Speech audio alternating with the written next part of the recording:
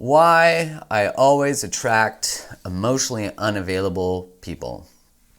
Well, I have said this time and time again, and I will say it again.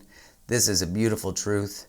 We attract emotionally unavailable people because we are emotionally unavailable ourselves. Only emotionally unavailable people find emotional unavailability attractive.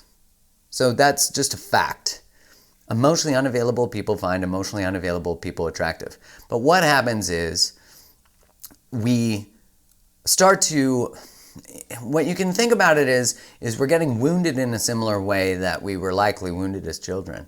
So we were not chosen, we were abandoned, someone left us, dad wasn't around, mom wasn't around, maybe never met them, maybe we were adopted, maybe we were a foster child, maybe we were all of these things. But in some way we didn't feel chosen. Maybe we were in a large family and we didn't feel like we were noticed. And so instead of so what happens is we're attracted to people who hurt us in the same way. They have the same unavailability. Maybe they work a lot, maybe they're, long distance, whatever it is.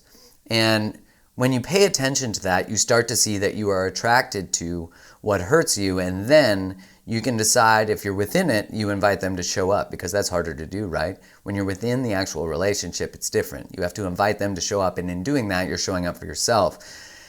And we're subcontracting our healing.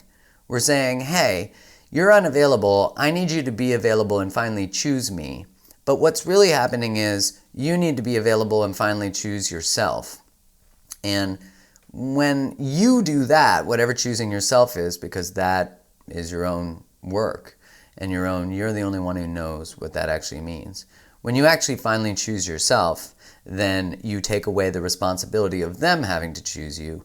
And when you do that, you remove the codependency from them, because you're depending on them for your healing.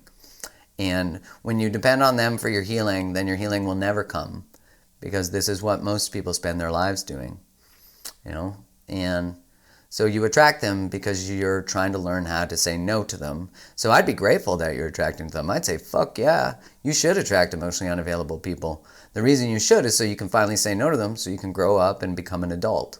And when you do that, you heal. And that's a beautiful space to be in.